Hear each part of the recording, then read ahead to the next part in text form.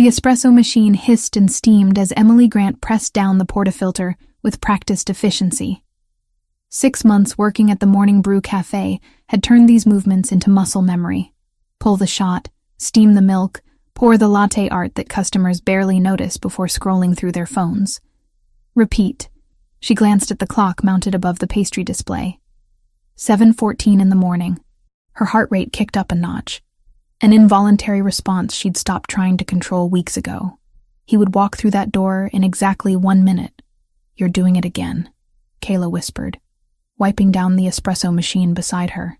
Her coworker had worked at the cafe for 3 years and knew every regular by name and order. That look on your face. What look? The one you get every morning at 7:15. Kayla's eyes sparkled with mischief. Like you're trying not to look at the door but can't help yourself. Emily felt heat crawl up her neck. "I don't know what you're talking about." "Sure you don't." Kayla bumped her shoulder playfully. Tall, dark, and dangerous is about to walk through that door, order his double espresso, leave an unnecessarily large tip, and sit in his corner booth, staring at you for exactly 43 minutes before he leaves. Same as every single day for the past 6 months. "You timed it?" "Of course I timed it. Someone has to document your tragic romance." "It's not a romance," Emily protested, but her voice lacked conviction. "He's just a regular customer." "A regular customer who tips $50 on a $3 espresso?" "Emily, honey, that man is not here for the coffee." Before Emily could respond, the bell above the door chimed. Her breath caught despite herself. Alexander Rossi walked into the Morning Brew Cafe the way he did everything, with absolute command of the space around him. He stood well over 6 feet, broad-shouldered beneath a charcoal suit that fit him like it had been sewn directly onto his body. Dark hair swept back from a face of sharp angles and aristocratic features, but it was his eyes that always caught her. Deep brown, almost black in certain light, and currently fixed directly on her. The cafe, busy with the morning rush, seemed to part around him. Regular customers instinctively stepped aside without quite knowing why. Their survival instincts recognized what their conscious minds might miss. This was a man who did not yield space. This was a man who took it. "Good morning, Mr. Rossi," Emily said, proud that her voice came out steady. "Emily." He said her name like it mattered, like those 2 syllables carried weight. His voice was deep, accented ever so slightly with something that suggested old money and older tradition. "The usual, please. Double espresso. Coming right up." She turned to the machine, hyper-aware of him watching her work.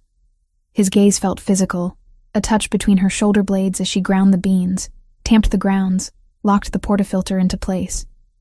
She could feel Kayla practically vibrating with suppressed laughter beside her.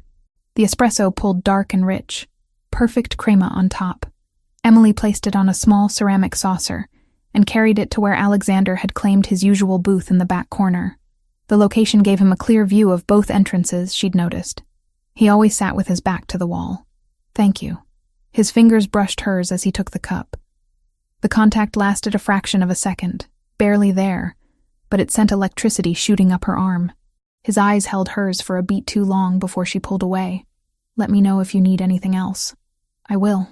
Emily retreated behind the counter, her heart hammering in her chest like she'd just run a marathon instead of walking 15 feet. This was ridiculous. She was 26 years old, not some teenager with a crush. And yet every morning, 7:15 sharp, her entire body seemed to wake up in ways that had nothing to do with the 3 hours of sleep she'd managed to scrape together. "Girl," Kayla breathed beside her. "The tension between you two could power the entire city." "There's no tension. You are such a liar," Kayla grinned. "So when are you going to let that man take you to dinner?" "Never. He hasn't asked, and he won't." "Why not?" "You're gorgeous. He clearly can't take his eyes off you. And unless my radar is completely broken, which it is not, that man is very much interested." Emily shook her head, focusing on the next drink order. "You don't understand. Men like that don't date women like me." "Men like what?" Emily lowered her voice, glancing toward the back booth where Alexander sat reading something on his phone, espresso cup cradled in one large hand. "Kayla, we both know who he is." Everyone knows. The whispers aren't exactly subtle. Kayla's expression sobered slightly. She leaned in closer. Okay, yes. Alexander Rossi is not exactly your average businessman. The Rossi family has a certain reputation. But that doesn't mean he's not a person. A dangerous person. Maybe. But he's never been anything but respectful here. And the way he looks at you? Emily, that's not dangerous. That's interested. Emily wanted to argue, but her phone buzzed in her apron pocket. She pulled it out, glancing at the screen. Her stomach dropped. Unknown number. She knew what that meant. Payment overdue. Don't ignore us. She quickly shoved the phone back in her pocket, forcing a smile as she took the next customer's order. But her hands shook slightly as she made their latte, and she could feel the weight of worry settling back onto her shoulders like a familiar, suffocating blanket. 6 months ago, Emily had made a choice. Her mother, Sarah Grant, had been diagnosed with stage 3 breast cancer. The insurance company had approved standard chemotherapy, but denied coverage for a newer experimental treatment that had shown significantly better results. The treatment that might actually save her mother's life. Emily had exhausted every legitimate option. Bank loans denied due to her limited credit history and income. Medical financing companies offered terms she couldn't possibly meet. Fundraising efforts had raised barely $2,000, and her mother was getting sicker by the day. So Emily had done what desperate people do. She'd asked the wrong questions to the right people and found herself sitting across from a man in a back office of a pawn shop, signing papers she barely understood for $15,000. The money had saved her mother's life. The treatment was working. Sarah was in her 8th month of chemotherapy now, and the doctors were cautiously optimistic. The tumors were shrinking. Her mother might actually beat this thing, but the cost was drowning Emily alive. $15,000 borrowed, $20,000 already paid back through 6 months of double shifts, weekend catering gigs, and living on ramen and coffee. And she still owed $30,000 because the interest rates were predatory and completely illegal and absolutely real. The morning rush finally slowed around 10. Emily was wiping down tables when her phone buzzed again. And again. And again. 3 calls in rapid succession, all from blocked numbers. She didn't answer. She knew what they wanted, and she didn't have it. At 11:30, the door opened and 2 men walked in. Emily's blood turned to ice. They weren't trying to blend in. Leather jackets despite the warm Boston morning. Jeans and boots. Tattoos visible on their necks and hands. They walked with the kind of casual menace that came from people who'd done violence and expected to do more. And they walked straight toward the counter. "Emily Grant?" the taller one asked, though his tone made it clear he knew exactly who she was. Every customer in the cafe seemed to sense something wrong. Conversations died. People stopped stirring their coffee. "Yes?" Emily's voice came out smaller than she wanted. "We have a message from our mutual friends about your outstanding balance." Emily's throat went dry. "I told them I need more time. I'm working as much as I can." "Time's up, sweetheart. You've had 6 months. You've paid back what you borrowed, sure, but you knew about the interest. You signed the contract." "That contract is predatory," Emily said, her voice shaking. "I've already paid more than I borrowed. Not our problem. You owe $30,000. We want $10,000 by end of day today. Consider it a good faith payment." "I don't have $10,000. I barely have $100. The shorter man leaned against the counter, deliberately invading her space. "Then I suggest you figure it out. Call your family, your friends, that pretty coworker of yours." He glanced at Kayla, who'd frozen behind the espresso machine. "Maybe she's got some money saved up. Leave her out of this," Emily said quickly. "Then get us our money. We'll be back at 6 o'clock tonight, right here. $10,000 or things get ugly for you." Kayla found her voice. "You need to leave. This is a place of business, and you're harassing our staff." The taller man turned his attention to Kayla. Brave, stupid, but brave. He took a step toward her. "You want to be a hero, sweetheart? You want to get involved in business that doesn't concern you? Don't call me sweetheart." He laughed, reaching out to push Kayla aside dismissively. Kayla stumbled back a step, catching herself on the counter. Emily opened her mouth to protest, fear and anger warring in her chest. And Alexander Rossi stood up. He didn't speak, didn't raise his voice, didn't make any dramatic gestures. He simply stood. And somehow that single action changed the entire atmosphere of the cafe. It was like a predator had just revealed itself, and every prey animal in the vicinity suddenly remembered what fear tasted like. The two men turned toward him. Emily watched their expressions shift from casual menace to something else entirely. Recognition, then fear. "We don't have business with you," the taller man said, but his voice had lost all its earlier confidence. Alexander walked toward them with measured steps. Not rushed, not threatening, just inevitable. When he spoke, his voice was quiet enough that only those nearest could hear, but it carried the weight of absolute authority. "You put your hands on that woman. You threatened this establishment. You created a disturbance that frightened the staff and customers." He paused. "I suggest you leave. Now. And do not return. Look, we're just collecting a legitimate debt. The girl borrowed money. She needs to pay it back." Alexander's expression didn't change, but something in his eyes turned glacial. "I am going to say this once. Leave this cafe. Leave this woman alone. Do not come back. If I have to repeat myself, you will not enjoy the conversation." The shorter man tried to save face. "You don't know who you're talking to. Our organization, I know exactly who you work for. The question is whether you know who you're speaking to." Alexander tilted his head slightly. "Do you?" Silence. Long enough to be uncomfortable. Long enough for the two men to remember rumors they'd heard, warnings from people higher up the chain. Long enough to realize they'd just made a very serious mistake. "We'll go," the taller man finally said. "But the debt doesn't disappear just because you scared us off. She still owes, and our people will collect." They left quickly, the bell above the door chiming cheerfully as if nothing had happened. The cafe remained silent for another beat. Then, slowly, conversation resumed. Customers turned back to their phones and laptops. But Emily stood frozen behind the counter, her entire body trembling. Alexander returned to his booth, picked up his empty espresso cup, and brought it to the counter. He placed it gently on the surface in front of Emily, along with 5 crisp $20 bills and a small black business card with a single number embossed in gold. "Thank you for the coffee," he said quietly, his eyes holding hers. "If you need anything, that number reaches me directly, day or night, any reason." Then he was gone, the door closing behind him, leaving Emily staring at the card in her shaking hands. Kayla materialized beside her, eyes wide. "Do you know who that was? I mean, really know? You said he was Alexander Rossi." "Yes, Alexander Rossi, head of the Rossi family, one of the most powerful crime families in Boston." "Emily, that man just threatened loan sharks on your behalf. Do you understand what that means?" Emily stared at the card. "Simple, elegant, terrifying. What does it mean?" "It means you're on his radar now. It means he's interested.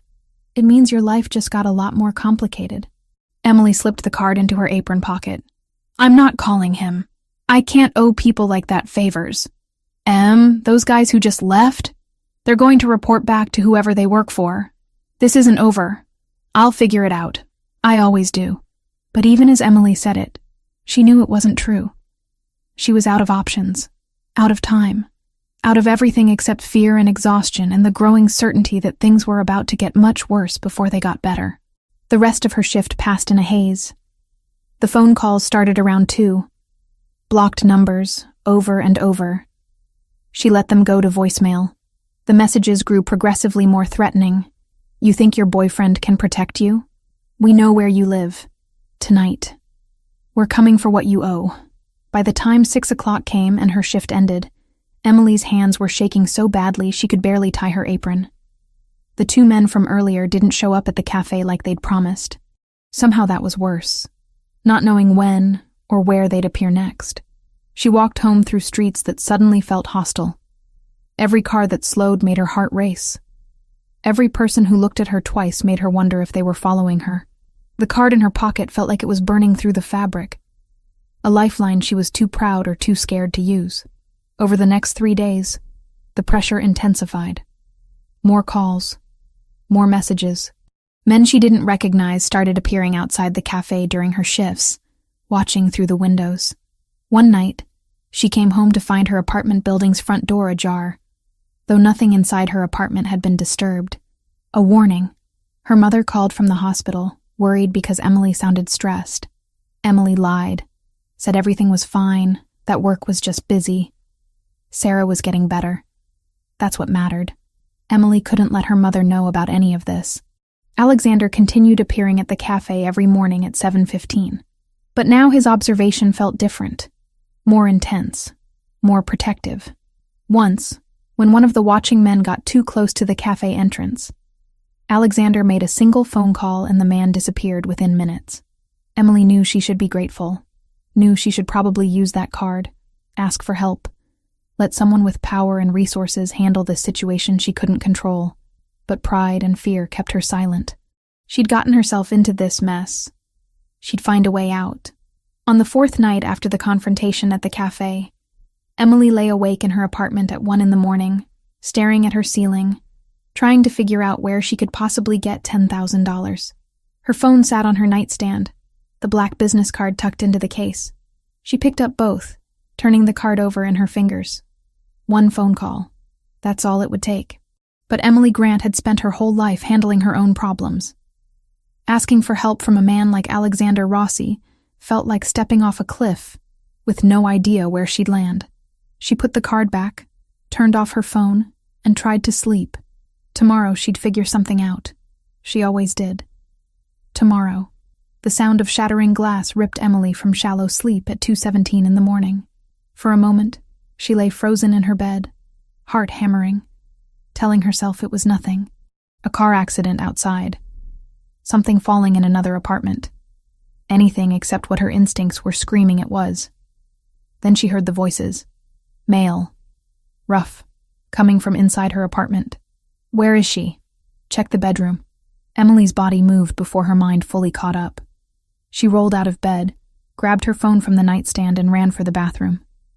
The only room in her tiny studio with a door that locked. Her hands shook so violently she could barely turn the pathetic lock, the kind that wouldn't hold against a determined child, let alone grown men with bad intentions. She backed into the corner between the toilet and the wall, making herself as small as possible. Phone clutched against her chest. Through the thin bathroom door, she could hear them destroying her apartment. The crash of furniture being overturned, the sound of dishes smashing, her belongings being torn apart. Boss said she owes $30,000. Time to make her understand we're serious. Maybe she ran. Windows open. Fire escape. Check it. Already did. She's here somewhere, probably hiding. Emily pressed her hand over her mouth to muffle her breathing. Her entire body trembled with adrenaline and terror. This was really happening. The threats had been real, and she was trapped in a fourth-floor apartment in Dorchester at 2 a.m. with 3 men who wanted to hurt her. Her mother. The thought hit her like a physical blow. If something happened to Emily tonight, who would take care of her mother? Who would make sure Sarah got to her treatments? Who would sit with her during the bad days when the chemo made everything hurt? Tears streamed down Emily's face as she listened to the men getting closer. Footsteps moving through her small space. Drawers being yanked open. Her few precious possessions being treated like garbage. Found the bathroom, doors locked. A fist pounded against the thin wood, making Emily jump so hard she nearly dropped her phone. Emily Grant. The voice was calm, almost pleasant, which somehow made it worse. We know you're in there. Open this door. We just want to have a conversation about your payment plan. Emily couldn't respond. Her voice had abandoned her completely. Fear had stolen every word. I said open the door. The pleasantness evaporated. You've got 5 seconds. Then we break it down, and things get a lot worse for you. 5. Emily's mind raced. She could scream. Maybe someone would hear. Maybe someone would call the police. But this was Dorchester at 2 a.m. People minded their own business. People didn't get involved. 4. She could try to fight, but she was 5'5" and maybe 130 pounds. These were grown men who clearly had experience with violence. 3. The card. The black business card that had been living in her wallet for 4 days. The number she'd stared at every night before, convincing herself she didn't need help. 2. Emily fumbled for her purse, which she'd grabbed from the nightstand when she ran. Her hands were shaking so badly she could barely unzip it. The wallet fell out. Cards scattered across the bathroom floor in the dim light from her phone screen. One. There. The black card with the gold-embossed number. She grabbed it, typed the number into her phone with trembling fingers. Her mind went completely blank. What should she say? How did you ask a stranger to save your life? The bathroom door shuddered under the first impact. They were using something heavy. The frame cracked, wood splintering. Emily typed, "Help, 3 men, apartment." Her fingers hit the address, autocomplete filling in the rest. She pressed send and watched the message change from sending to delivered. The door shuddered again. More wood splintered near the lock. She could see fingers reaching through the gap now, trying to work the lock from inside. Her phone buzzed. One message. She looked down through tears.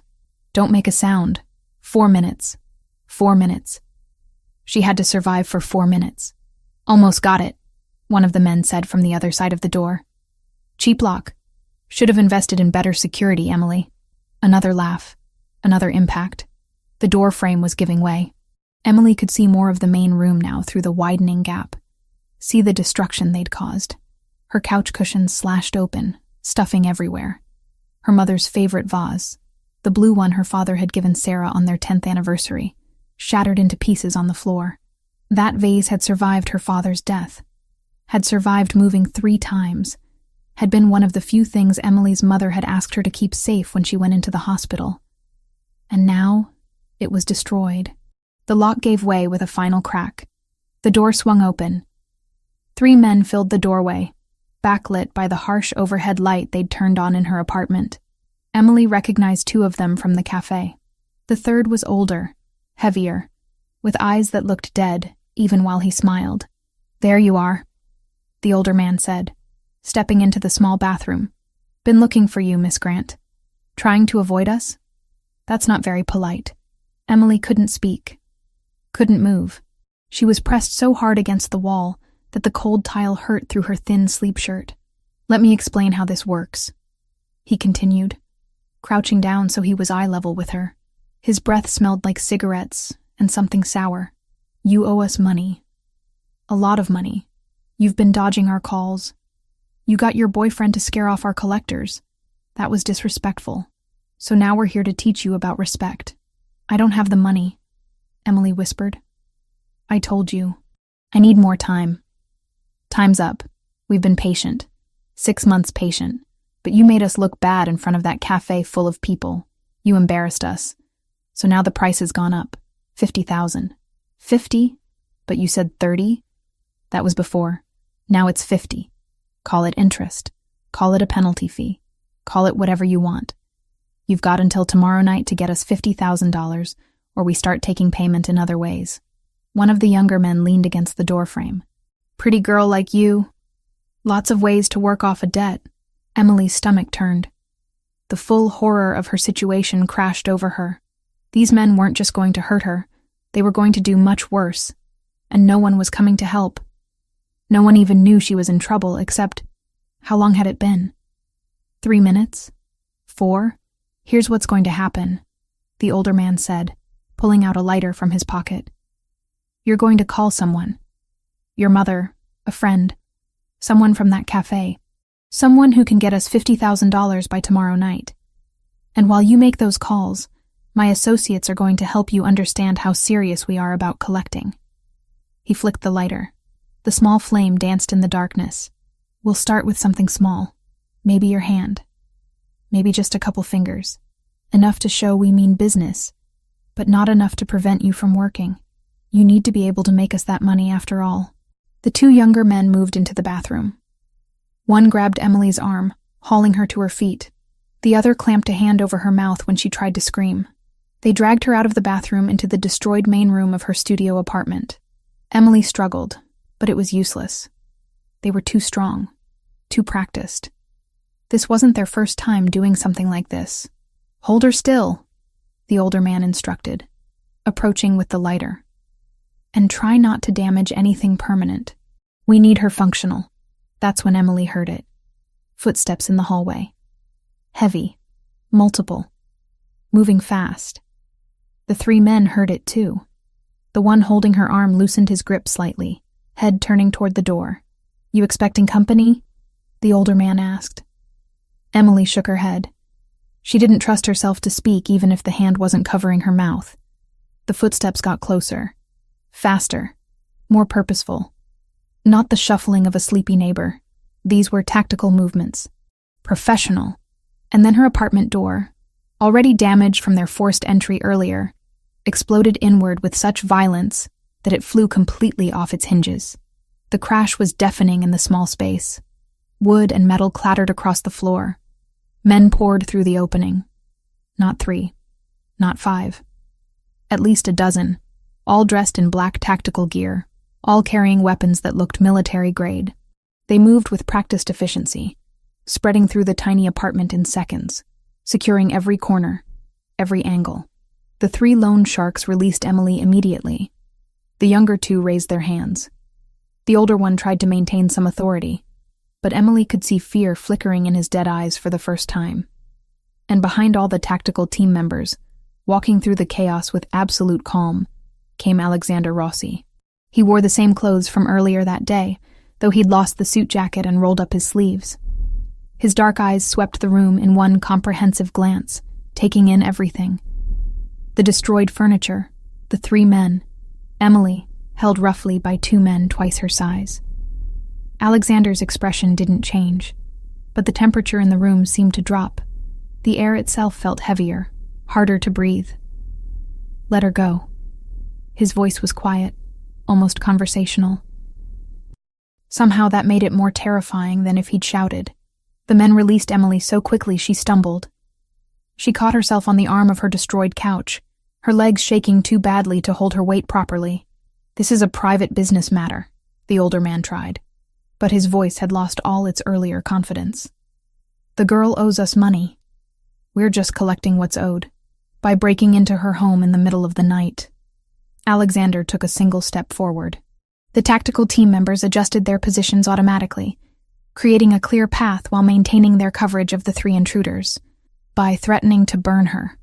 By putting your hands on her. We operate within our rights as—" "You have no rights here." Alexander's voice remained quiet, but something in it made Emily's skin prickle. "Let me explain what's going to happen now. You're going to tell me who you work for. You're going to tell me who sent you. And then you're going to leave this city and never come back. We work for the Volkov organization," the older man said, trying to regain some ground. "You mess with us, you mess with them. They won't—" Alexander said something in Russian. Rapid, fluent, and based on the way all 3 men went pale, very threatening. "I just told them in their native language," Alexander said, switching back to English and looking at Emily for the first time, "that if they ever come near you again, I will personally deliver their heads to Dmitry Volkov as a gift." He turned his attention back to the 3 men. "Do you know what Dmitry will do when he receives that gift? He'll thank me, because Dmitry Volkov is not stupid enough to start a war with the Rossi family over a $15,000 loan to a waitress. He'll be grateful I cleaned up his mess before it became a bigger problem." Alexander pulled out his phone, typed something quickly. "There. I just transferred $50,000 to an account Dmitry will recognize. More than enough to cover her original debt plus your inflated penalty fees. The loan is paid. The debt is settled. She's off your books. We can't just—" "You can. You will. And you'll leave now, before I change my mind about being generous." Alexander's eyes went cold. "I'm going to be very clear. Emily Grant is under my protection now.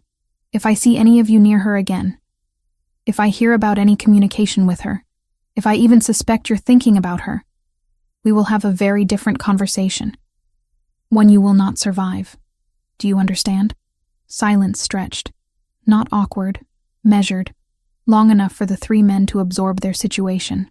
"We understand," the older man finally said. "Then leave. And tell Dmitry that Alexander Rossi sends his regards." They left, quickly and without another word, stepping over the broken door and disappearing down the hallway. Emily stood in the wreckage of her apartment, still shaking, trying to process what had just happened. Alexander's men moved through the space efficiently, checking rooms, securing the area. One of them approached Alexander and spoke too quietly for Emily to hear. Alexander nodded once. Then he crossed to her, and his entire demeanor changed. The cold authority vanished, replaced by something warmer. Concern. Are you hurt? His hands moved over her arms, her shoulders, checking for injuries with surprising gentleness. Did they harm you? Did they touch you? I'm okay, Emily managed, though her voice shook. They were going to, but you got here in time. 4 minutes. You said 4 minutes. I was close. Close enough that when your message came through, I was already 2 streets away. I've had someone watching your building since the incident at the cafe. He saw her expression. For your protection, not surveillance. I had a feeling they might escalate. One of his men appeared with a blanket, handing it to Alexander. He wrapped it around Emily's shoulders. She hadn't realized she was shivering until the warmth enveloped her. Emily, listen to me carefully. Alexander's hands remained on her shoulders, steadying her. You cannot stay here. Those men will report back to their organization. Even with the money I paid and the warning I gave, there might be others who don't get the message. You're not safe here. But this is my home, Emily whispered. Where am I supposed to go? With me. Just for tonight, he added quickly. Just until we're certain this is truly settled and you're safe. I have a secure location. You'll have privacy. In the morning, we'll figure out next steps. My mother. Panic flooded through Emily. She's at Boston General Hospital. What if they go after her? What if they try to hurt her to get to me? Alexander's hands tightened on her shoulders. Your mother is Sarah Grant, currently receiving treatment for breast cancer at Boston General, correct? How do you know that? I make it my business to know about people I care about protecting. Your mother will be safe. I'll have security placed at her hospital room immediately. Discreet but effective. No one will get near her. But you need to come with me now. Can you trust me to keep you both safe? Emily looked into his dark brown eyes and saw nothing but sincerity. This man, this dangerous man she barely knew, had just paid $50,000 to save her life, had brought what looked like a private army to rescue her, and was now offering to protect her mother. Why? The question came out barely above a whisper. Why are you doing all this for me? Alexander's expression softened. Because you asked for help. Because no one deserves what those men were going to do to you. Because I couldn't stand by and do nothing. He paused. Is that reason enough for now? It wasn't. It didn't explain anything. But Emily was too scared. Too exhausted. Too overwhelmed to push for more. She nodded. Good. My men will collect your important belongings. Tell us what you need. The painting by the window. It was my father's. And the photo albums in my closet. And my mother's jewelry box. You heard her, Alexander said to his team. They moved immediately, carefully gathering the items while others documented the scene with photos. 10 minutes later, Emily was being guided down the stairs, Alexander's hand steady at the small of her back. His presence was the only thing keeping her upright. When they emerged onto the street, Emily saw 5 black SUVs lined up, blocking the entire street. Neighbors had gathered at windows but stayed inside. Nobody wanted any part of this. Alexander opened the rear door of the middle SUV himself, helped Emily inside. The interior was luxurious. Leather seats, perfect climate control. Even the air smelled expensive. He slid in beside her.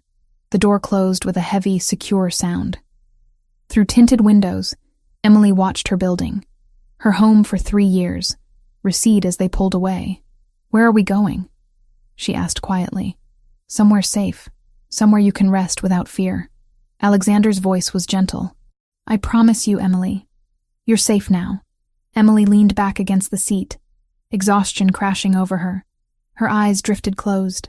The last thing she felt before sleep claimed her was warmth being draped over her. Alexander's suit jacket settling over the blanket. Take us home, she heard him say softly. And call ahead. Tell Teresa we have a guest who needs care. Home. Emily didn't have one of those anymore.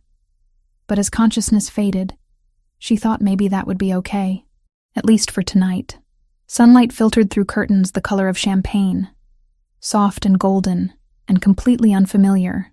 Emily's eyes opened slowly, confusion clouding her thoughts before memory rushed back in a flood. The break-in. The men. Alexander arriving with armed soldiers, the drive through dark streets. She sat up quickly, taking in her surroundings. The room was beautiful in an understated way.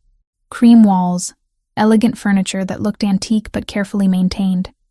A window seat overlooking what appeared to be a private garden below. Her father's painting hung on the wall across from the bed, perfectly mounted as if it had always belonged there. Her mother's jewelry box sat on the dresser beside framed photographs from her apartment. Someone had unpacked her life with care. Emily wore the same clothes from last night, wrinkled and smelling faintly of fear. On the chair beside the bed lay fresh clothing, gray pants and a coral blouse, both still bearing tags, both looking exactly her size. Before she could process any of this, a soft knock sounded at the door. "Miss Grant?" A woman's voice, older and warm. "Are you awake? May I come in?" "Yes," Emily managed, her throat dry as sand. The door opened to reveal a woman in her early 60s with silver-streaked dark hair pulled into a neat bun. She wore simple but quality clothes and carried a genuine smile. In her hands was a tray with water, orange juice, and toast. "Good morning. I'm Teresa. I manage Mr. Rossi's household." She set the tray on the bedside table. "I thought you might be thirsty when you woke. How are you feeling?" "I don't know," Emily answered honestly. "Confused. Scared." "Where am I exactly?" "Mr. Rossi's private residence in Beacon Hill. You're completely safe here, I promise. This building has excellent security." Teresa poured water into a crystal glass and handed it to Emily. "Drink, dear. You look like you need it." Emily drank gratefully, the cool water soothing her parched throat. When she finished, panic hit her like a physical blow. "My mother. She's at Boston General Hospital. Is she safe? Did those men—" "Your mother is perfectly safe," Teresa said gently, sitting on the edge of the bed. "Better than safe, actually. Mr. Rossi had her transferred early this morning to Massachusetts General Hospital. Much better facilities. She has a private room now, and a private oncologist overseeing her care. Dr. Catherine Wells, one of the best in the city. All expenses are covered, and there's a nurse with her around the clock." Emily felt tears spring to her eyes. He did that already? It's only been a few hours. Mr. Rossi is very efficient when he decides to help someone. "Your mother is comfortable. Her treatment continues without any interruption, and she's been told that her insurance finally approved the upgrade. She doesn't need to worry about anything except getting better." The tears spilled over. Emily couldn't stop them. 6 months of carrying impossible weight. 6 months of drowning slowly. 6 months of being so scared and alone. And suddenly someone had lifted it all. Relief and gratitude and overwhelming emotion crashed through her chest. Teresa produced a tissue and patted Emily's shoulder with maternal comfort. "There now. It's all right to cry, sweetheart. You've been through quite an ordeal. Let it out."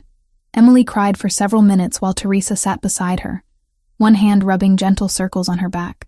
When the tears finally slowed, Emily wiped her eyes and took a shaky breath. "I'm sorry. I don't usually fall apart like this. You have nothing to apologize for. You were attacked in your home. Anyone would be shaken." Teresa stood and gestured to the clothes. "Why don't you take a shower and change into something fresh? The bathroom is through that door. Take your time. When you're ready, Mr. Rossi would like to speak with you. He's been waiting since dawn to make sure you're all right." The bathroom was as luxurious as the bedroom. Marble surfaces, a shower large enough for 3 people, towels so thick and soft they felt like clouds. Emily stood under hot water for a long time, letting it wash away the fear and grime of the previous night. The clothes fit perfectly. The coral blouse was a color she never would have chosen for herself, but somehow looked right against her skin. She dried her hair, pulled it into a simple ponytail, and studied her reflection. She looked different, changed somehow by everything that had happened. When she emerged, Teresa was waiting in the hallway with another warm smile. "Much better. Come, I'll take you to Mr. Rossi." The apartment was enormous, not gaudy, but spacious in a way that spoke of serious wealth. High ceilings, hardwood floors, artwork that looked original. They passed a formal dining room, a study lined with books, a kitchen that would make any chef weep. Finally, Teresa led her to a large living space with floor-to-ceiling windows overlooking the city. Alexander stood by those windows, dressed casually in dark jeans and a white button-down with rolled sleeves. His hair was slightly damp. When he turned at their approach, Emily saw dark circles under his eyes. He hadn't slept. "Emily," he said her name with visible relief. "How are you feeling?" "Better. Thank you for the clothes and for my mother." Her voice cracked. "Teresa told me what you did. I don't know how to thank you." "You don't need to thank me. I'm glad you're safe. Would you like coffee? Breakfast?" "Coffee would be wonderful." "I'll bring a fresh pot," Teresa said, disappearing toward the kitchen. Alexander gestured to the sofa. "Please sit. I imagine you have questions." Emily settled onto the cream-colored sofa, hands folded tightly in her lap. Alexander took a chair across from her, maintaining respectful distance. "I have a lot of questions," Emily admitted. "What happens now? Those men last night, the Russians you mentioned. Are they really going to leave me alone?" Alexander's expression grew serious. "The men from last night, the local collectors, will not bother you again. However, the larger organization they work for is more complicated." "What organization?" "Bratva. Russian organized crime. They've been expanding operations in Boston for the past few years. One of their strategies is predatory lending. They target desperate people who can't get legitimate loans. They offer money with impossible terms, knowing borrowers can never pay it back. Then they use that debt as leverage." Emily's stomach turned. "Leverage for what?" "Information, access, sometimes labor. They turn desperate people into assets. A waitress at a popular cafe, for instance, might overhear useful conversations, might see who meets with whom, might be able to slip something into someone's drink. They don't recruit you immediately. They build your debt slowly, increase the pressure, until you're so desperate, you'll do anything they ask." "They were going to make me hurt people?" Emily felt sick. "Eventually, yes. The 3 men who broke into your apartment were accelerating the timeline because I'd interfered at the cafe. They wanted to establish control before I could complicate things further. I just wanted to help my mother. I didn't know." "Of course you didn't. You were desperate and trying to save someone you love. They prey on exactly that vulnerability." Alexander leaned forward. "Emily, the local collectors have been dealt with. The money I transferred bought you breathing room. But the Russian organization is still active in Boston. They know you're connected to me now, which complicates things." "What does that mean?" "It means you can't return to your normal routine yet. Not until we're certain they've backed off completely. I've already contacted the Morning Brew. They've been told you're on family medical leave due to your mother's condition. Your position is protected." Emily absorbed this information slowly. "For how long?" "A few weeks, perhaps. Maybe less if negotiations go well. I understand this isn't ideal, but your safety has to come first." Teresa returned with coffee, cream, and sugar. Emily prepared her cup with shaking hands, grateful for something familiar to focus on. "Why are you doing all this?" Emily asked quietly. "You barely know me." Alexander was silent for a moment, choosing his words carefully. "I've been coming to that cafe for 6 months. Same time every morning." "Do you know why?" "For the coffee?" A hint of a smile. "The coffee is mediocre at best." "I came because of you, Emily. I've been watching you for months. The way you work, double shifts without complaining. The way you're kind to difficult customers even when you're exhausted. I saw your courage and your strength. When you asked for help last night, I couldn't ignore it." Emily's heart beat faster. "You're saying you have feelings for me? I'm saying I respect you. I'm saying that watching you struggle against impossible odds made me want to help. When those men threatened you, something in me decided you were under my protection. Whether you'd asked for it or not, that's not how this works. You can't just decide people are yours to protect." "Poor choice of words," Alexander conceded. "You're not property. You're a person who needed help, who I chose to help, who I will continue to help until you're safe." They sat in silence, drinking coffee while Emily tried to process everything. Finally, she nodded. "Okay. For a few weeks, until it's safe, but I need to see my mother every day." "That's not negotiable." "Of course. I'll arrange transportation with security. Discreet, so she doesn't worry." Over the next week, a routine established itself. Each morning, Emily woke in the luxurious guest room to find Teresa had left fresh coffee and breakfast outside her door. She'd shower, dress in clothes that appeared in her closet as if by magic, all in her size, and surprisingly suited to her taste. By 9, a black car would be waiting to take her to Massachusetts General Hospital. The security was present but subtle. Just a driver who stayed with the car, occasionally another man who positioned himself in the hospital lobby. Emily visited her mother for hours each day, sitting beside her during treatments, reading to her, holding her hand. Sarah looked better already. The private room was bright and cheerful. Dr. Wells was attentive and optimistic. The nurses were kind. Emily's mother asked questions about the sudden upgrade, but Emily stuck to the story about insurance finally approving everything. She didn't mention Alexander, didn't mention the attack, didn't mention anything that would worry her mother when she needed to focus on healing. In the afternoons, Emily returned to Alexander's apartment. Teresa would have lunch prepared. Simple, delicious meals that they often ate together in the kitchen while Teresa worked. The older woman had a gift for gentle conversation, never prying but always ready to listen. Emily found herself opening up about her father's death, about moving to Boston with dreams of culinary school, about how cancer had derailed everything. "You're a good daughter," Teresa said one afternoon while teaching Emily how to make proper Italian tomato sauce. "Your mother is lucky to have you. I'm the lucky one. She raised me alone after my dad died, worked 2 jobs to give me opportunities. This is the least I can do. Still, not every child would sacrifice their dreams for a parent. They weren't just dreams. She was dying. I'd sacrifice anything for her." Teresa patted her hand. "I know, dear. And now someone is helping you both.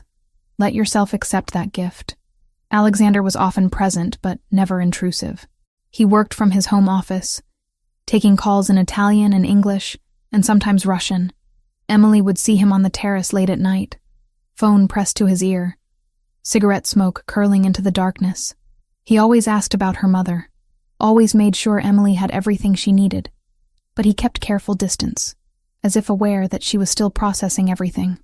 On the 4th day, Emily ventured into the kitchen late at night, unable to sleep. She found Alexander there, sitting at the island with a glass of whiskey and his laptop. "I'm sorry," she said. "I didn't mean to disturb you. You're not disturbing me. Can't sleep?" "Too much on my mind." Emily moved to the refrigerator, found bottled water. "May I ask you something?" "Of course. That morning at the cafe, when those men came, you could have just scared them off. Why did you give me your number?" Alexander closed his laptop, giving her his full attention. "Because I knew they'd come back. Because I knew you were in over your head and too proud to ask for help. I wanted you to have an option when things got worse. You knew they'd escalate. I know how organizations like the Bratva operate. They don't give up on assets easily. I suspected they'd try something dramatic." He paused. "I'm glad you used the number. I'm glad you texted me. I almost didn't. I almost tried to handle it myself. I know. You're stubborn and independent and convinced you have to save everyone alone. But Emily, sometimes accepting help isn't weakness. Sometimes it's survival."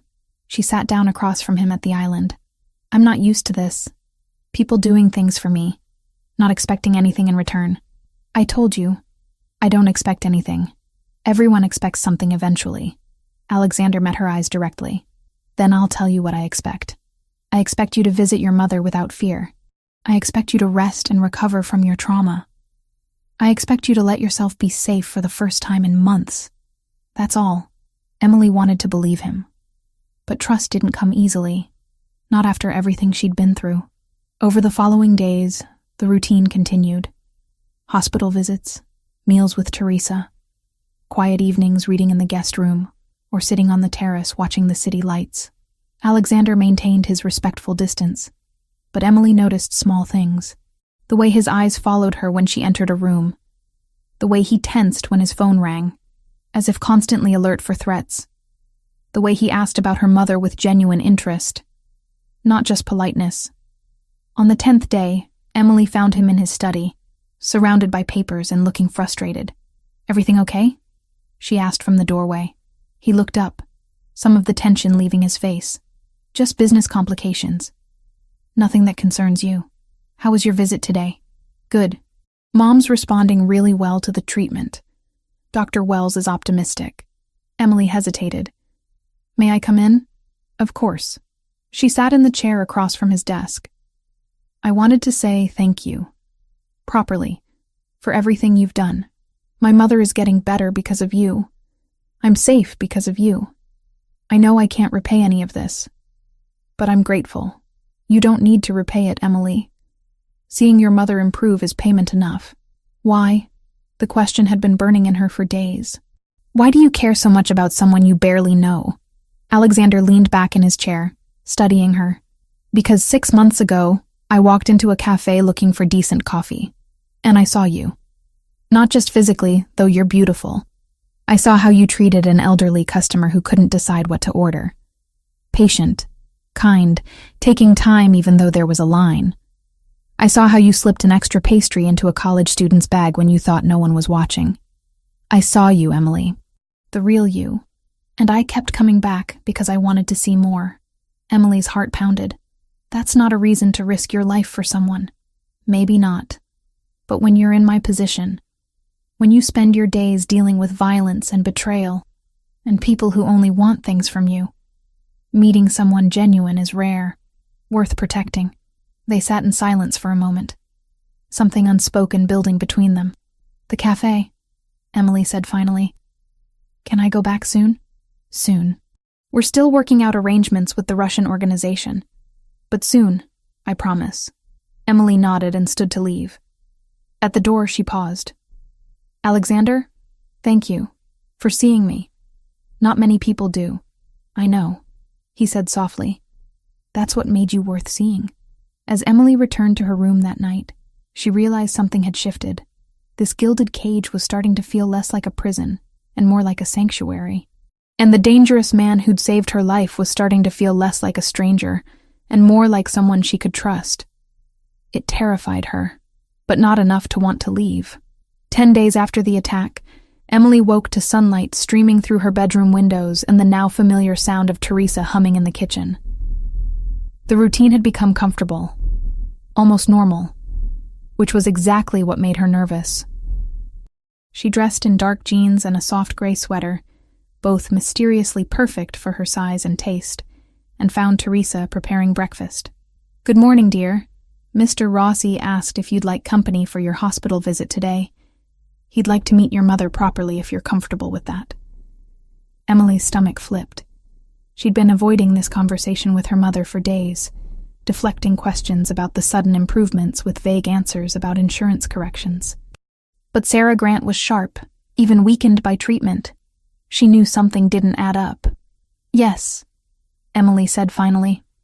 That's probably a good idea. She has questions I can't keep avoiding. An hour later, they pulled up to Massachusetts General Hospital in one of Alexander's discreet black sedans. He wore a simple navy suit, no tie, looking less intimidating than usual, but still unmistakably powerful. As they walked through the hospital corridors, Emily noticed staff members recognizing him, nodding with respect that bordered on deference. You've been here before, Emily observed. I donate to several hospital programs, cancer research specifically. His voice carried something heavy. My mother died of ovarian cancer when I was 16. Emily stopped walking. Alexander, I'm sorry. I didn't know. How could you? It was a long time ago. He gestured toward the elevator. Your mother's room is on the 7th floor, correct? Sarah Grant's private room was bright and cheerful, filled with flowers and morning light. She sat propped up in bed, looking thinner than Emily remembered, but with better color in her cheeks. Her gray hair had been brushed, and she wore her favorite blue robe. Emily, Sarah smiled. Then her eyes moved to Alexander, and the smile faltered slightly. And you brought a friend. Mom, this is Alexander Rossi. He's the one who helped arrange your transfer here. Alexander, this is my mother, Sarah Grant. Alexander crossed to the bed, his entire demeanor softening. Mrs. Grant, it's an honor to meet you. Your daughter speaks of you constantly. Sarah studied him with the careful attention of a mother who'd spent 26 years protecting her daughter. Mr. Rossi, I recognize your name. Your family has quite a reputation in Boston. We do, Alexander acknowledged without defensiveness. Much of it deserved. And yet my daughter is staying with you? My daughter who came home from work one day and suddenly everything changed? Sarah's voice was gentle but firm. Emily, I know you've been lying to me. Insurance companies don't just suddenly approve everything. So why don't you tell me what's really happening? Emily sat on the edge of her mother's bed, taking her hand. I got into trouble, financial trouble. I borrowed money from the wrong people to pay for your treatment. They came after me. Alexander helped. Helped how? He paid the debt. He protected me when they tried to hurt me. He moved you here so you'd be safe and have better care. Emily's voice cracked. I'm sorry I lied, Mom. I didn't want you to worry. Sarah's eyes filled with tears. Oh, Emily. Baby, what did you do? What I had to. You were dying. The treatment you needed wasn't covered. I couldn't just watch you die. So you put yourself in danger for me? I'd do it again. 1,000 times. Sarah looked at Alexander, who stood quietly a few feet away, giving them space. And you? Why would you help my daughter? What do you want from her? Nothing, Alexander said simply. She needed help. I provided it. That's all. Men like you don't do things for nothing. I may be sick, Mr. Rossi, but I'm not naive. My late husband had dealings with people in your world years ago. Brief dealings, but enough for me to understand how it works. So I'll ask again. What do you want from my daughter? Alexander moved closer, his expression serious. Mrs. Grant, your husband's name was Robert Grant. He worked as an accountant for the Moretti family for approximately 8 months in 1995. He left that employment when you became pregnant and never looked back. He was a good man who made one mistake and spent the rest of his life making up for it. Sarah's face went pale. How do you know that? I know many things, including that your daughter inherited his sense of loyalty and his stubbornness. Alexander met Sarah's eyes directly. I don't want anything from Emily except to ensure she's safe. The people she borrowed from are dangerous, and they won't easily forget. I'm protecting her because I have the means to do so, and because watching her suffer is not something I can tolerate. Why? Sarah pressed. Why do you care about a waitress you barely know? Because she's not just a waitress. She's brilliant and brave and has spent 6 months working herself to exhaustion for you. Because she deserved better than to be preyed upon by criminals. Because I could help. So I did. Sarah held his gaze for a long moment, reading something there that Emily couldn't see. Finally, she nodded. Promise me something, Mr. Rossi. Promise me you'll protect her. Really protect her. Not just from the people she borrowed from, but from your world, too. She's all I have. I promise, Alexander said solemnly. On my mother's memory, I will keep her safe. The weight of that promise hung in the air. Sarah seemed to relax slightly, some tension leaving her shoulders. Thank you, she said quietly. For everything. The medical care, the protection. I can't repay you. You don't need to. Focus on getting better. That's payment enough. They visited for another hour, Sarah asking questions about Emily's routine, making sure her daughter was eating properly and sleeping enough.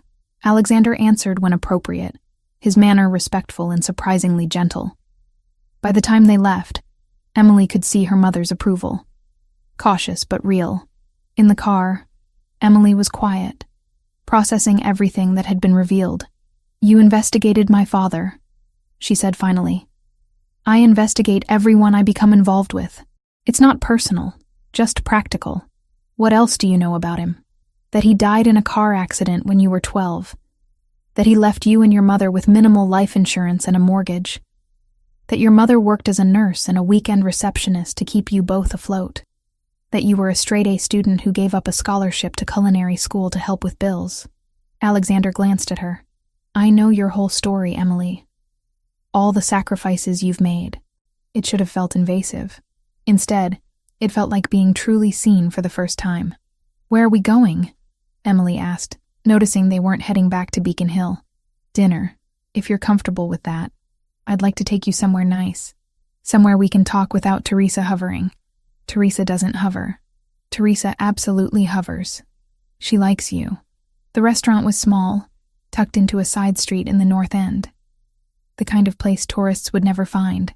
When they entered, The owner greeted Alexander in rapid Italian, embracing him like family. The entire restaurant was empty, except for one table set by the window. "You closed the whole place?" Emily asked as they were seated. "I value privacy, and I wanted to talk to you without interruptions." Wine appeared, followed by appetizers Emily hadn't ordered. Fresh burrata with tomatoes, grilled octopus, crispy arancini. Alexander ordered for them both in Italian, and the owner nodded approvingly. "Tell me about nursing," Alexander said once they were alone. "Teresa mentioned you wanted to study it before everything happened with your mother." Emily was surprised he remembered. "It was a long time ago. Different life. But you still think about it. Sometimes. I liked the idea of helping people, making a real difference. But culinary school was more affordable, and I was good at cooking. So that's what I pursued. Then even that became impossible. What if it wasn't impossible anymore? What if you could go back to school after your mother recovers? Alexander, I can't ask you for more than you've already given. I'm not offering. I'm asking what you'd want if circumstances were different. If money weren't an issue. If you could do anything, what would you choose?" Emily considered the question seriously. "Nursing. Specifically oncology nursing. After watching what my mom's been through, seeing how much difference a good nurse makes. I'd want to be that person for other families. That's a good dream. Worth pursuing." They talked through multiple courses, conversation flowing easier than it ever had. Alexander told her about growing up in his family, the weight of expectations and responsibilities he'd never asked for. How he'd wanted to study architecture but was groomed from birth to take over his father's empire. "Do you regret it?" Emily asked. "Taking over?" "Sometimes. But it's my responsibility now. My family, my people, they depend on me. I can't walk away from that, even though it's a life of constant danger. Even though." He paused, studying her. "Does that frighten you? Knowing what I am, what I do?" "Yes," Emily admitted. "But it also saved my life. So I'm trying to reconcile those two things." Their main courses arrived. The food was exquisite, each bite better than the last. Emily found herself relaxing, laughing at Alexander's stories about Teresa's matchmaking attempts with various unsuitable women over the years. "She approves of you," Alexander said. "That's rare. Teresa has very high standards. I like her too. She's been kind to me. She reminds me of my mother. Same warmth, same ability to see through lies. My mother would have liked you." The intimacy of that statement hung between them. Emily felt something shifting in her chest, walls she'd carefully maintained beginning to crack. Alexander's phone buzzed. He glanced at it, frowned, then set it face down. It buzzed again immediately. And again. "I'm sorry," he said, irritation clear in his voice. "I need to take this. One moment." He stepped away from the table, phone pressed to his ear. Emily watched his expression change. Concern. Then anger. His jaw tightened, and he spoke in rapid Italian, his tone sharp with authority. When he returned to the table, the warmth from earlier had been replaced with cold focus. "We need to go. Now." "What happened?" "Your friend Kayla from the cafe. The Russians went after her. They interrogated her this afternoon trying to find out where you are." Emily's stomach dropped. "Is she hurt?" "No. One of my people was watching the cafe and intervened. But this is my fault. I should have placed protection on her immediately. I got complacent, distracted." He pulled out his wallet, left several $100 bills on the table. "Come. We're going back to the apartment, and I'm arranging security for your friend." In the car, Emily couldn't stop shaking. "This is because of me. They hurt her because of me. They didn't hurt her. My people stopped it before that could happen. But you're right that she's in danger because of her association with you." Alexander was already on his phone, issuing rapid orders. "I want 24-hour protection on Kayla Morrison. Discreet but constant. And find out who gave the order to approach her. I want names. I need to call her. I need to make sure she's okay. Not yet. Let me secure the situation first. Then you can call her. I promise." Back at the apartment, Alexander disappeared into his office, while Emily paced the living room. Teresa appeared with tea that Emily couldn't drink.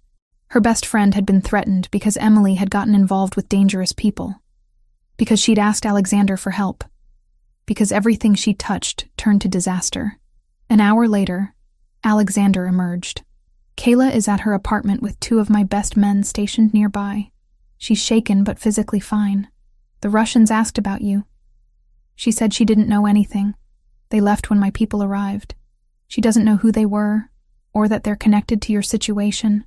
I need to talk to her. Tomorrow. Tonight, she thinks some random men harassed her, and security from the building scared them off. Let her process that. Tomorrow you can call and check on her. But Emily, she's safe now. I've made that very clear to the Bratva. Anyone who touches her answers to me. Emily sank onto the couch, guilt crushing her chest. Everyone around me gets hurt. My mother almost died. Kayla got threatened. How many more people are going to suffer because I'm in your life? Alexander sat beside her, not touching, but close. This isn't your fault. You didn't create this situation. Predatory criminals did, and I chose to involve myself. Any consequences are mine to handle. But Kayla is protected now. Will remain protected until this is completely resolved. I won't let anything happen to her. Emily looked at him, seeing the exhaustion in his eyes for the first time. The weight he carried constantly, the vigilance that never stopped. He'd been protecting her for nearly 2 weeks, managing his business and her safety, and now Kayla's safety simultaneously. And still, he blamed himself for not doing more. You can't protect everyone all the time, she said softly. You're not superhuman, Alexander. Even you need rest. Rest is a luxury I can't afford right now.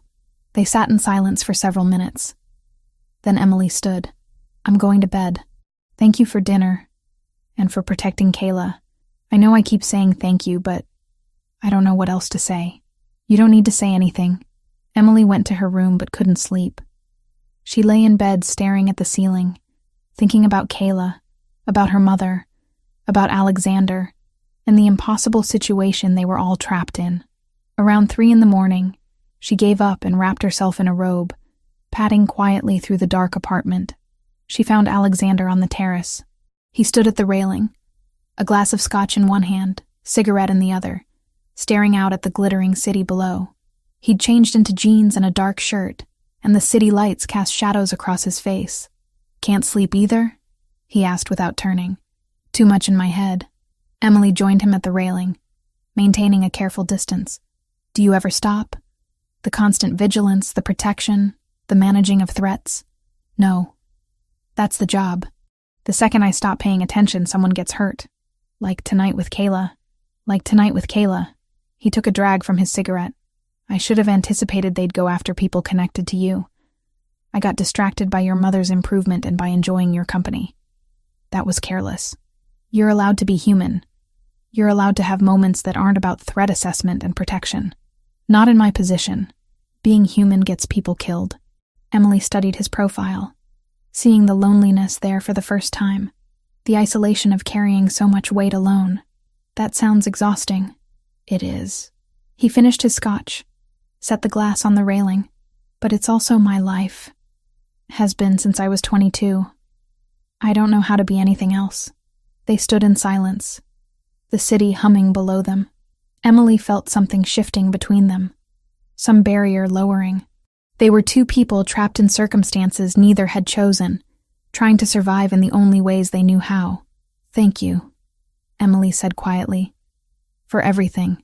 I know I keep saying it, but you've given me back my life. My mother's life. That's not something I can ever truly repay. I told you. I don't want repayment. Alexander finally looked at her, his dark eyes reflecting the city lights. I just want you safe. That's all I've ever wanted. The weight of his words settled between them. Emily knew she should go back inside, put distance between them, protect herself from getting more tangled in this dangerous man's world. But she didn't move. Neither did he. They stood together on that terrace until dawn began to lighten the sky. 2 people bound by circumstances and choices, and something neither was ready to name yet, connected by trauma and gratitude, and the tentative beginning of trust. 2 weeks had passed since Emily first arrived at Alexander's Beacon Hill residence. The guest room no longer felt temporary. Her belongings had found homes in drawers and on shelves. The morning routine with Teresa had become comfortable, and her mother's health continued improving, Dr. Wells growing more optimistic with each passing day. Sarah's chemotherapy cycle would end in 3 weeks, and the scans showed remarkable progress. But something else was changing too. Something Emily had been trying very hard to ignore. The tension between her and Alexander had shifted from careful politeness to something electric, something dangerous in its own way. It started small, his hand brushing hers when he passed her coffee, her fingers lingering on his arm when he showed her something on his laptop, the way their eyes would meet across the room and hold just a beat too long. There were almost kisses, moments when they'd find themselves too close, breath-catching, leaning in before one of them pulled away. Usually Alexander, maintaining that respectful distance he'd held since the beginning, but Emily saw the way his jaw tightened with restraint, saw the heat in his dark eyes before he'd step back and excuse himself. It was driving her slowly insane. Teresa noticed, of course. The older woman noticed everything. She'd taken to leaving them alone more often, finding reasons to run errands or visit family across town, creating opportunities Emily wasn't sure she was ready for. One afternoon, Emily discovered art supplies in the study. Professional-grade oils, canvases, brushes still in their packaging. She found Alexander reading in the living room. "Did you buy these?" she asked, holding up a sable brush that probably cost more than her monthly rent used to. "Teresa mentioned you liked to paint. Before everything happened with your mother, I thought you might want to start again. Alexander, this is too much. These supplies are expensive. So paint something expensive with them." He smiled. "You're living in my home with nothing to do while I work. I thought you might enjoy having a creative outlet." Emily wanted to argue, but the truth was, she'd missed painting desperately. Missed the meditative focus of mixing colors, building layers, losing herself in creation. She hadn't had time or money for art in over 2 years. "Thank you," she said finally. "This is incredibly thoughtful." She set up in the study, using the large desk by the window for workspace.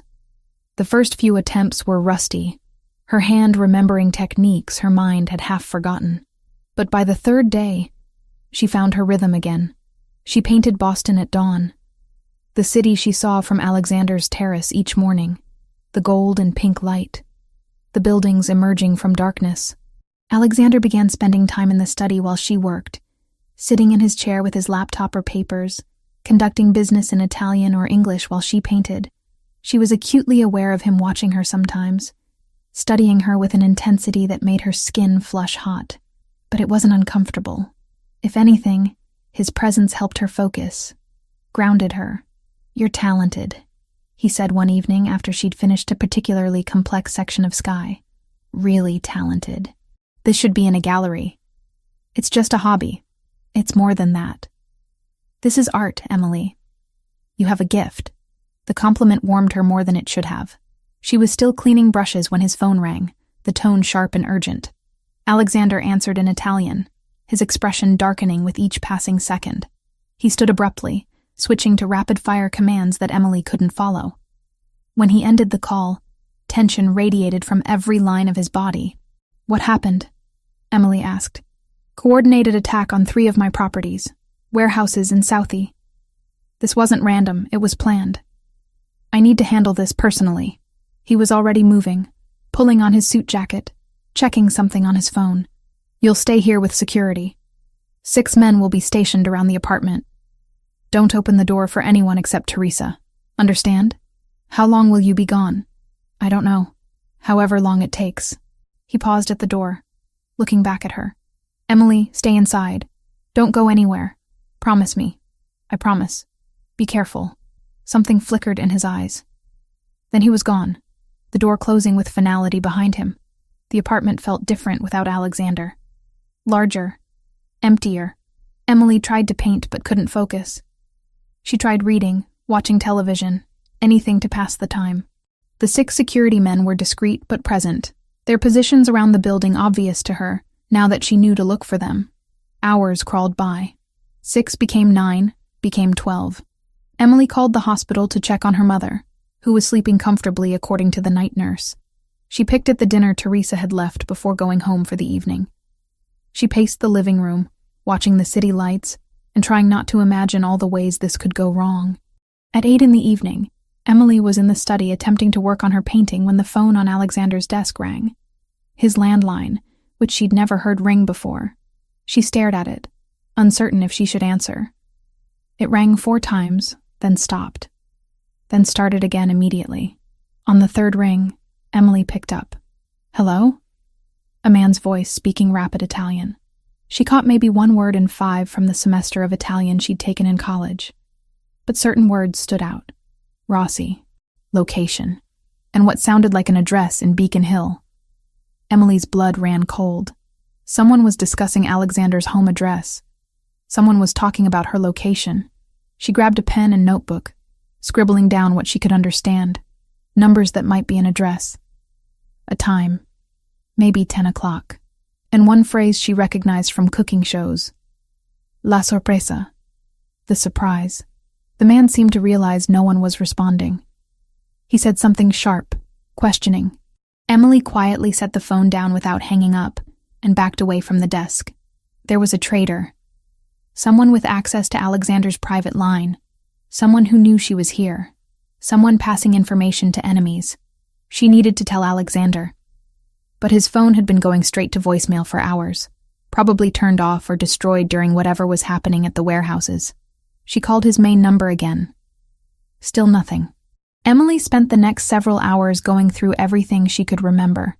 The voice on the phone had been familiar somehow, like she'd heard it in the background of Alexander's conversations before. She wrote down every detail she could recall, trying to piece together what it meant. At 3 in the morning, she heard the front door open. Emily rushed out of the study to find Alexander returning, surrounded by 2 of his men. His shirt was torn. Blood stained his left sleeve, but he was walking, talking, giving orders to his team. "Alexander," Emily breathed, relief flooding through her. "You're hurt." "It's nothing. Superficial." He noticed her expression, the notebook clutched in her hands. "What's wrong? Did something happen here?" "Someone called your landline, spoke in Italian. I only understood some of it, but Alexander, they were discussing this address. And a time, and they mentioned surprise." She handed him the notebook with her hurried notes.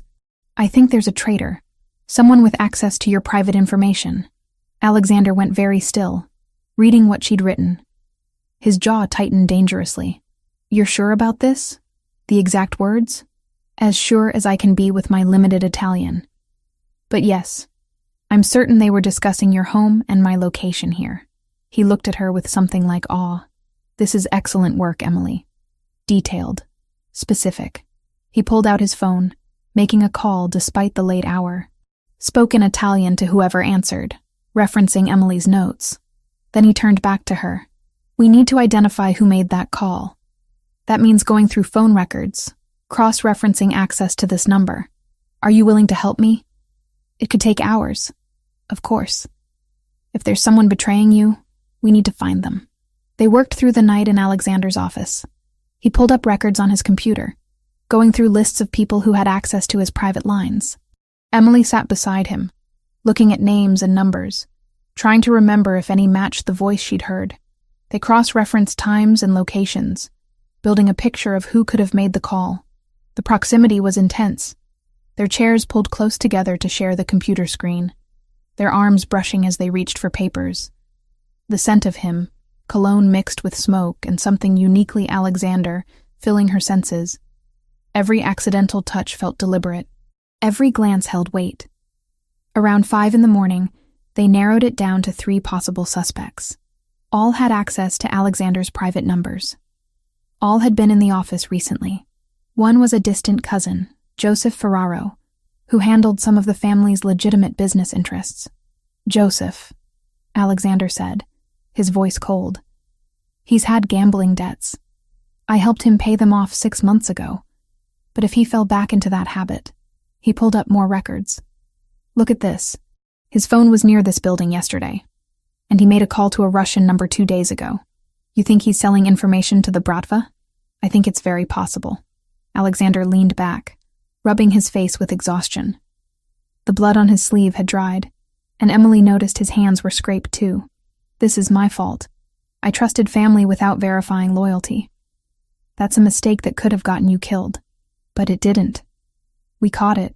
Emily touched his arm, just above where the blood stained his shirt. Let me look at that wound. You said it was superficial, but you should let me clean it properly. Emily, I'm fine. Alexander, please. Let me help you for once instead of always being the one who needs help. He studied her for a long moment, then nodded. Bathroom down the hall has a first aid kit. In the guest bathroom, Emily carefully cut away his sleeve to reveal a long but shallow cut along his bicep. Nothing that needed stitches, but deep enough to have bled significantly. She cleaned it with antiseptic while Alexander sat on the edge of the bathtub, watching her work. You're good at this, he observed. Steady hands. I wanted to be a nurse, remember? I know basic wound care. She applied antibiotic ointment, her fingers gentle on his skin. How did this happen? Knife. One of the attackers got closer than he should have. I was distracted thinking about you here alone and made a mistake. You got hurt thinking about me? I get hurt when I'm not fully focused. Tonight, I wasn't fully focused because part of my mind was here with you. His hand caught hers as she reached for gauze. Emily, I need to tell you something. These past 2 weeks, having you here, watching you paint, talking with you over dinner, it's been the most peace I've felt in years. But it's also been torture. Why torture? Because I want you. I've wanted you since the first day I walked into that cafe and saw you. But you're here under my protection. You're vulnerable and dependent on me for safety. Acting on what I feel would be taking advantage of that. So I've been trying very hard to maintain distance, to be respectful. Emily's heart pounded. What if I don't want distance? Emily. His voice was strained. You don't know what you're saying. You're grateful and confused and... She kissed him, cut off his words with her mouth on his, her hands framing his face. Every ounce of 2 weeks of tension poured into that contact. For a heartbeat, Alexander froze. Then he responded with matching intensity, one hand sliding into her hair, the other pulling her closer. The kiss was desperate, almost rough, weeks of restraint shattering completely. When they finally broke apart, both breathing hard, Alexander pressed his forehead to hers. We shouldn't do this. You deserve normal. You deserve safe. You deserve someone who isn't constantly surrounded by violence and danger. Stop telling me what I deserve. Let me decide what I want. Emily pulled back enough to meet his eyes. I want you, Alexander. Not because you saved me, or because I'm grateful. Because these past 2 weeks, I've seen who you are. The real you. And I want that person. I can't give you a normal life. I don't want a normal life. I want this life. With you. If you want me to. Instead of answering with words, Alexander kissed her again. Slower this time, but no less intense. He stood, pulling her with him, careful of his injured arm. They made it as far as his bedroom, a space Emily had never entered before, large and masculine, with floor-to-ceiling windows overlooking the city, and a massive bed that they barely made it to. Everything that had been building between them for weeks finally found release. Alexander was gentle despite the desperation, constantly checking that she was okay, that she wanted this. Emily answered with touches and kisses, with whispered assurances that yes, she wanted exactly this. Wanted him. Afterward, they lay tangled together as dawn light began filtering through the windows. Emily traced patterns on Alexander's chest, feeling his heartbeat steady beneath her palm. His fingers drew lazy circles on her shoulder. I should feel guilty, she murmured, but I don't. Good. Don't. He kissed the top of her head. This changes things between us. You know that. I know. Is that okay? It's more than okay. He tilted her face up to meet his eyes. Emily, I need you to understand something. In my world, when I claim something as mine, I protect it absolutely. If we do this, if we become this, you're mine. Fully. And I don't share. I don't let go. That's who I am. I know who you are. I'm choosing you anyway. Relief and something deeper crossed his face. Then we do this right. We identify the traitor. We eliminate the threat. And then we figure out what comes next. Together. Together, Emily agreed. They stayed in bed as the sun rose fully over Boston, talking quietly about everything and nothing. About the traitor Joseph and what would need to happen next. About Emily's mother and her improving health. About the future that suddenly seemed possible instead of terrifying. Finally, Alexander sat up reluctantly. We should get a few hours of real sleep. Then we deal with Joseph. Are you ready for that? For what happens when we confront someone who betrayed us? Emily thought about the men who'd broken into her apartment. About Kayla being interrogated. About all the ways this betrayal could have ended. I'm ready. He put me in danger. He put you in danger. He needs to face consequences. He will. Alexander's voice carried cold promise. I'll make absolutely certain of that. They slept for a few hours. Emily curled against Alexander's side, feeling safer than she had in months. When they woke, Teresa was in the kitchen making breakfast, giving them both knowing looks but saying nothing. Just smiling in that satisfied way that suggested she'd predicted this outcome weeks ago. By noon, Alexander had confirmed Joseph Ferraro's betrayal through phone records and surveillance. The cousin had been selling information to the Bratva for 3 months, including details about Emily's location and Alexander's movements. We confront him tonight, Alexander told Emily over lunch. At one of our warehouses, neutral ground where we can have a direct conversation about his choices. I want to be there. Emily, that's not... I want to be there, she repeated firmly. This started because of me. I deserve to see how it ends. Alexander studied her, then nodded slowly. All right. But you stay close to me. And if things escalate, you do exactly what I say without question. Agreed? Agreed. That evening, as they prepared to leave, Emily looked at herself in the mirror. She'd changed in 2 weeks. Still the same person on the outside, but different inside. Stronger. More certain. Connected to a man and a world she never could have imagined. But she'd chosen this. Was still choosing it. And whatever came next, they'd face it together. The warehouse in the Port District smelled like salt water and old concrete. Emily stood beside Alexander as his men secured the perimeter, their movements efficient and silent. She'd insisted on coming despite his protests. And now she was here, watching his world operate in ways she'd only glimpsed before. Joseph Ferraro arrived 30 minutes later, flanked by 2 men who looked nervous. Joseph himself tried to project confidence, but Emily could see the fear in his eyes when he spotted Alexander waiting in the center of the empty space. Cousin, Joseph said, forcing a smile. I got your message. What's this about? Don't insult me with pretense. Alexander's voice was cold, nothing like the warmth Emily had experienced just hours ago. You've been selling information to the Bratva for 3 months. Phone records, surveillance footage, financial transactions. I have evidence of everything. Joseph's face went pale. Alexander, I can explain how you sold out your family? Explain how you gave Russians the location of a woman under my protection? Explain how you nearly got her killed? Alexander took a step forward. Please, cousin. Explain.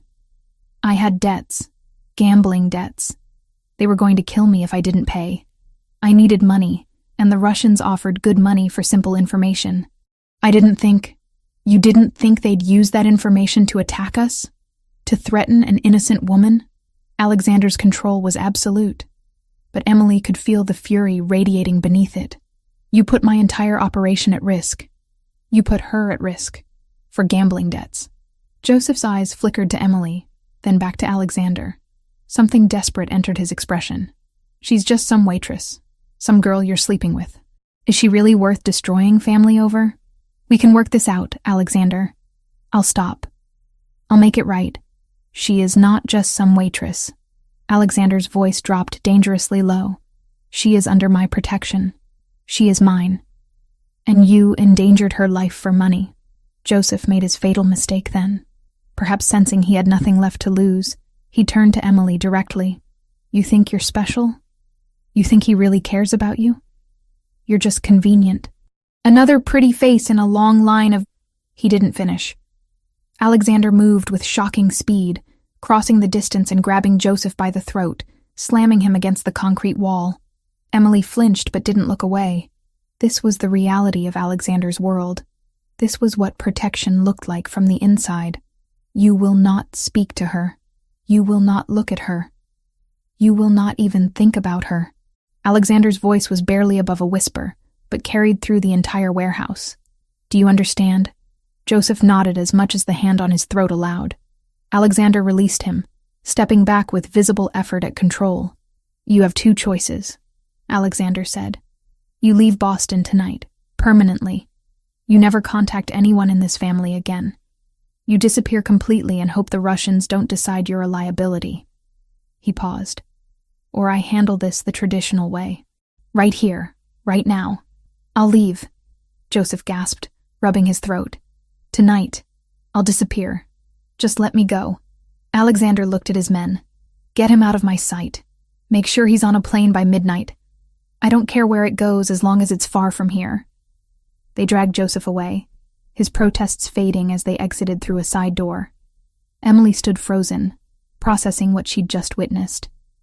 Alexander turned to her, his expression carefully neutral. Are you all right? I think so. That was intense. That was mercy. In my world, betrayal usually ends differently. He moved closer. Are you having second thoughts about all this?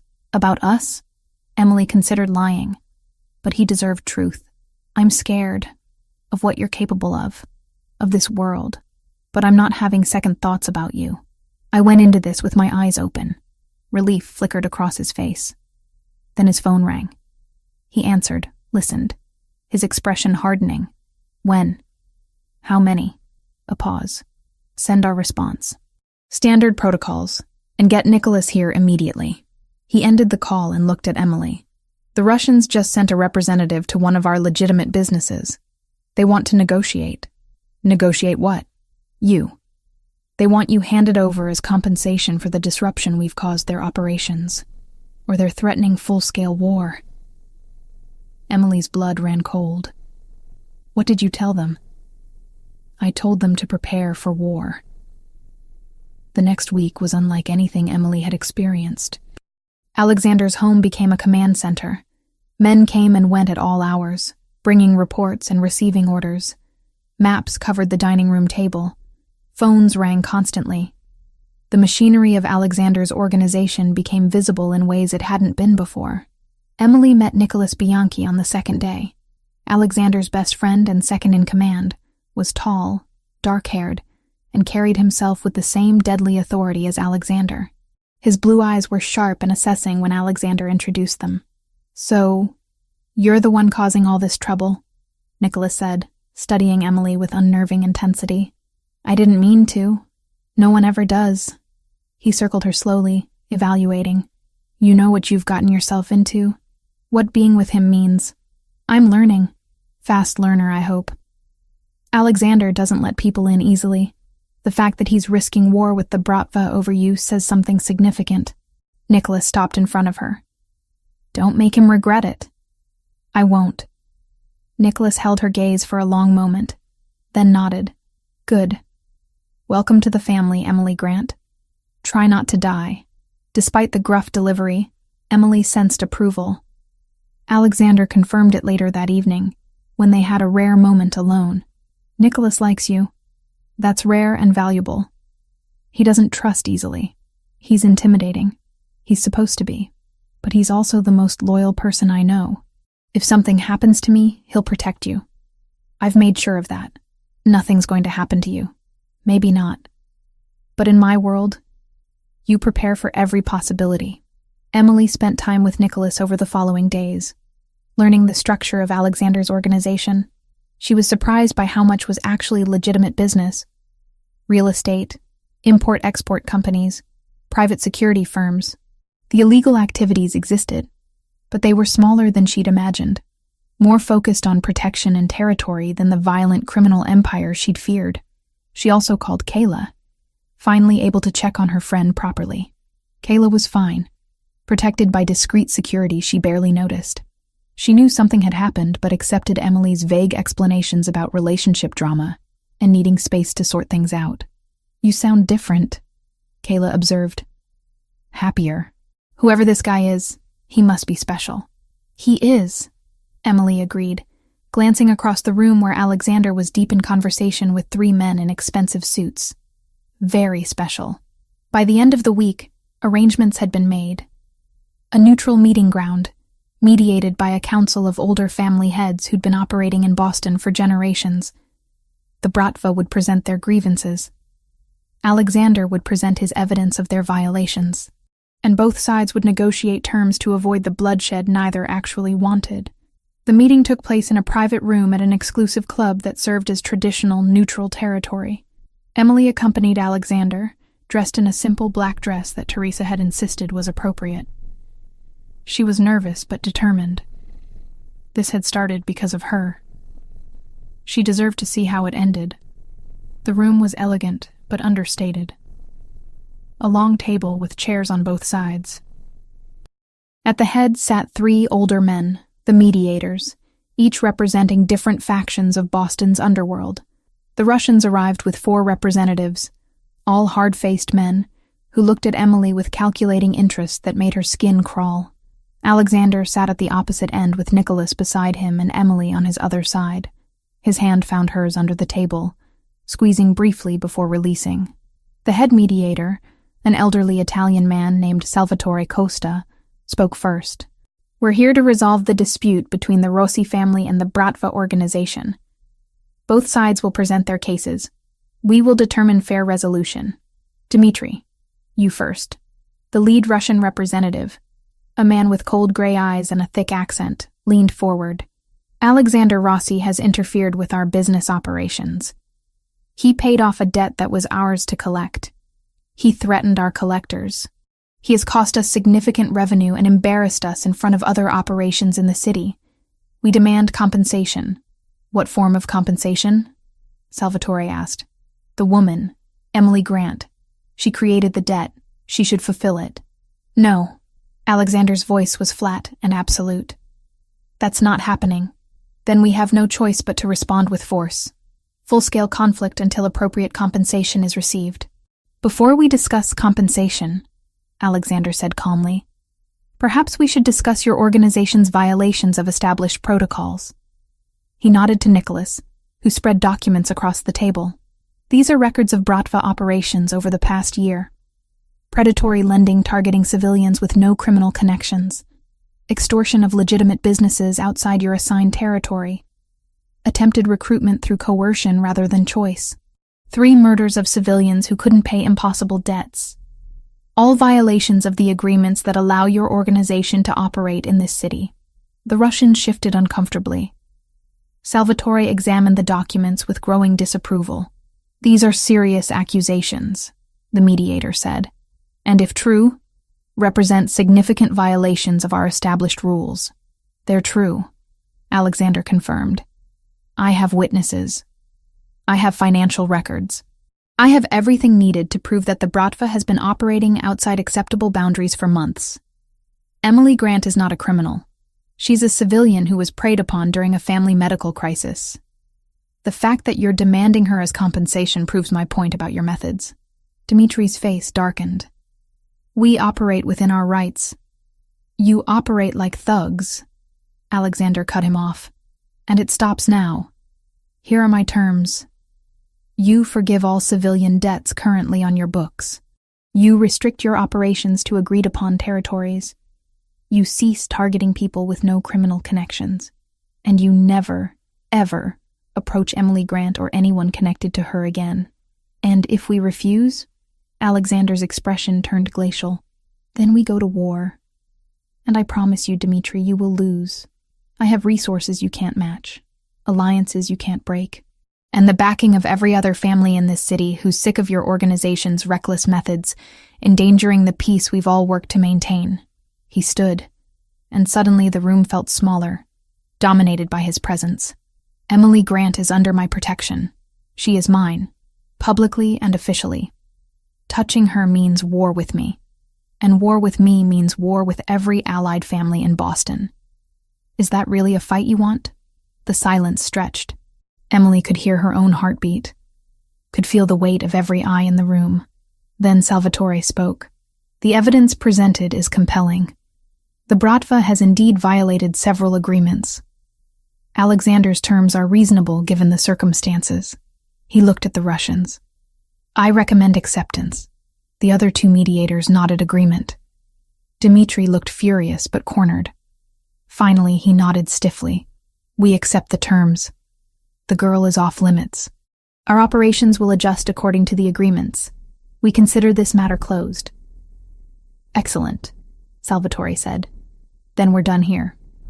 Dmitri, your organization will submit to monitoring for the next 6 months to ensure compliance. Alexander, you will provide detailed evidence of past violations to our council within 1 week. Both sides will maintain peace. Any violations from either side will result in severe sanctions. The meeting ended. The Russians left first, Dmitri throwing one last look at Emily that promised he wouldn't forget this humiliation. But he'd agreed to the terms. It was over. Outside the club, Emily finally allowed herself to breathe. Alexander led her to where their car waited, his hand protective at her back. That was terrifying, she admitted once they were inside. I know, but necessary. You needed to see how this world really works. The negotiations, the politics, the constant balancing of power and territory. He took her hand. This is what my life looks like, Emily. Meetings and threats and always playing chess while everyone else plays checkers. Can you live with that? She thought about everything she'd seen over the past week. The late-night strategy sessions, the constant vigilance, the weight Alexander carried every single day, the violence lurking beneath the surface of every interaction. This was real. This was permanent. This was the world she'd chosen when she'd chosen him. Yes, she said finally. I can live with that, as long as I'm living it with you. Alexander pulled her close, kissing her with a desperation that spoke of relief and gratitude and something deeper. When they broke apart, he pressed his forehead to hers. I won't let anything happen to you. Ever. That's a promise I'll keep until my last breath. I know. I trust you. The words felt monumental. Trust. Real trust. After everything. After seeing exactly who he was and what he was capable of. She trusted him anyway. They drove back to Beacon Hill in comfortable silence, hands linked between them. The immediate threat was over. The Russians had backed down. Emily was officially, publicly, under Alexander Rossi's protection. Safe in a way she'd never been before, but she also understood now what that safety cost. The constant vigilance, the negotiations, the chess game that never ended. Alexander played it all so she didn't have to, bore that weight so she could have peace. That night, lying in his bed with his arms around her and the city lights painting patterns on the ceiling, Emily thought about everything that had led here, the desperate choice to borrow money from criminals, the terror of the break-in, the moment she'd sent that text asking for help, every decision that had brought her to this place, this man, this strange new life. She didn't regret any of it, even knowing what she knew now, even understanding the true cost and complexity of the world she'd entered. She'd choose it again, choose him again, because Alexander Rossi, dangerous and powerful and complicated as he was, had seen her when she was invisible, had protected her when she was vulnerable, had given her back her life and her mother's life, and somewhere in all that, she'd fallen completely in love with him. She hadn't said it yet.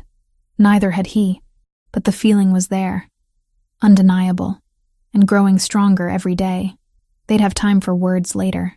For now, wrapped in safety and warmth and each other, this was more than sufficient.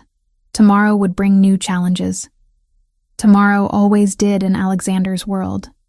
But they'd face it together, and that made all the difference. 6 months had passed since the confrontation with the Bratva at the neutral meeting ground. 6 months of building something real from the chaos that had brought them together. Emily stood in front of the mirror in Alexander's bedroom, adjusting the deep burgundy dress she'd chosen for the evening. 27 years old today. A year ago, she'd been drowning in debt and fear, working double shifts and watching her mother slowly die.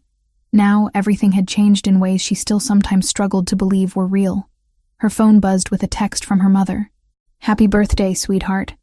Feeling great today. Dr. Wells says my scans are still perfect. Enjoy your evening with Alexander. Love you. Emily smiled, warmth flooding her chest. Sarah had completed her chemotherapy treatment 5 months ago. The cancer was in remission. Monthly scans showed no signs of recurrence. Her mother was healthy, vibrant, talking about going back to work part-time at the clinic where she'd been a nurse before the diagnosis. It felt like a miracle every single day. The apartment Emily officially lived in, a modern penthouse in Back Bay that Alexander had purchased and put in her name 2 months after the Russian situation was resolved, remained mostly empty. She spent maybe 2 nights a week there, and those were usually when Alexander had late business that kept him out until dawn.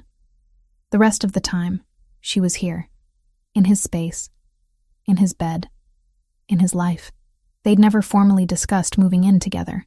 It had just happened organically, her belongings migrating from the Back Bay place to Beacon Hill, until Teresa started doing Emily's laundry along with Alexander's and keeping her favorite tea stocked in the kitchen. Emily heard movement in the living room and smiled. Alexander had been mysterious all day about tonight's plans, insisting she be ready by 7 but refusing to explain anything else. She applied minimal makeup, pulled her hair into a loose updo, and slipped on the heels that made her legs look longer than they actually were.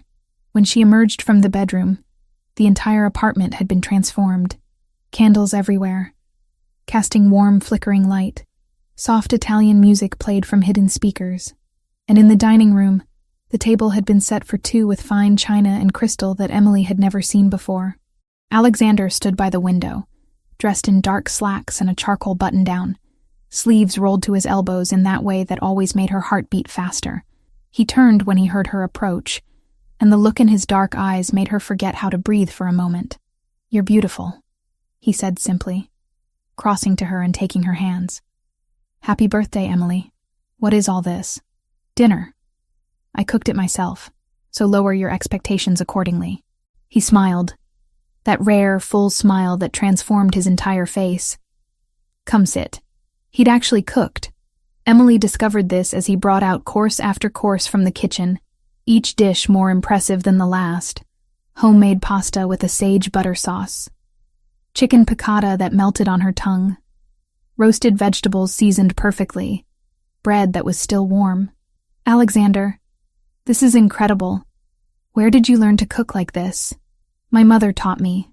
Before she got sick, she used to insist I spend time in the kitchen with her. Said that a man who couldn't feed himself was only half a man." His expression softened with memory. These were her recipes, the ones she made for special occasions. Emily felt tears prick her eyes at the significance of that. He'd made her his mother's special occasion food, had shared something deeply personal and precious. "Thank you for sharing this with me. It means more than you know." They ate slowly, talking about everything and nothing. Emily told him about her classes at Northeastern University, where she was enrolled in an evening nursing program. The workload was intense, but she loved it. Loved learning about anatomy and pharmacology and patient care. Loved knowing she was working toward something meaningful. "How's your clinical rotation going?" Alexander asked, refilling her wine glass. "Exhausting, but amazing. I'm at Boston Children's Hospital right now. Pediatric oncology. It's heartbreaking and inspiring at the same time. These kids going through hell but still smiling, still fighting." She paused. "I think I want to specialize in oncology. After everything with my mom, it feels right. You'll be excellent at it. You have the right combination of compassion and strength." They talked about the cafe too. Emily had returned to working at the Morning Brew 3 mornings a week. Not because she needed the money, but because she genuinely enjoyed it. The routine, the customers, the comfort of making coffee and chatting with regulars. And Alexander still showed up at 7:15 sharp every morning she worked, ordering his double espresso and leaving ridiculous tips before they'd leave together, his hand finding hers as they walked out. Kayla was still there too, still her friend despite everything. The protection had been reduced to occasional check-ins after the Russian agreement held firm. Kayla knew most of the truth now, knew who Alexander really was, and what Emily had gotten involved in. She'd been surprisingly accepting about the whole thing. "He makes you happy," Kayla had said simply, "and he kept you safe. That's what matters." "Speaking of Kayla," Alexander said, as if reading her thoughts, "she's dating one of my security team. Did you know that?" Emily laughed. Marco? Yes, she told me. She says he's the first guy in years who actually listens when she talks. Marco's a good man. If he hurts her, I'll have to kill him, but he's a good man. Please don't kill your own employee over my best friend. I make no promises. The easy banter felt natural now. They'd found a rhythm over the past 6 months, learning how to navigate the complications of their very different worlds. It wasn't always easy. Emily still struggled sometimes with the violence that lurked beneath the surface of Alexander's business, with the late-night calls and sudden departures, with the reality that the man she loved was capable of things that terrified her when she thought about them too hard. And Alexander struggled with his own demons, the constant fear of losing her, the hypervigilance that never truly turned off, the nightmares where he didn't arrive in time, where those men in her apartment did what they'd intended.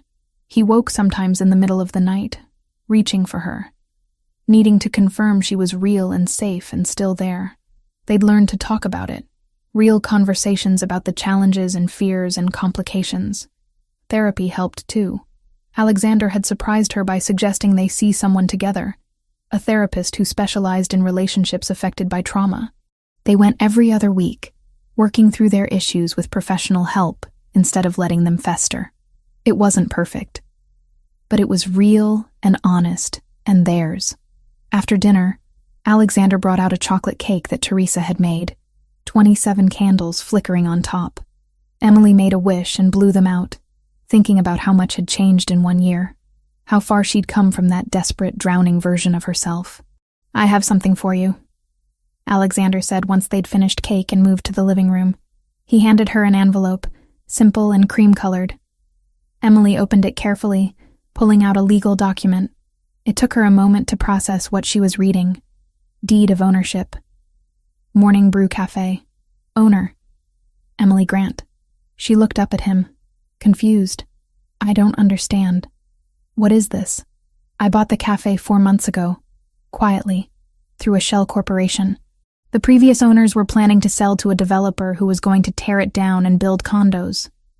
I couldn't let that happen. He sat beside her, taking her hand. That cafe is where we met. Where I spent 6 months falling for you without knowing how to tell you. Where you worked yourself to exhaustion trying to save your mother. It means something. So I bought it, and I'm giving it to you. To do whatever you want with it. Alexander, I can't accept this. A business it's already done. The papers are filed. You're the legal owner. Whether you keep it as a cafe, sell it, turn it into something else entirely, that's your choice. I'm not trying to control you. I'm giving you options. Freedom to choose your own path. Emily's hands shook as she held the deed. The meaning behind the gift overwhelmed her.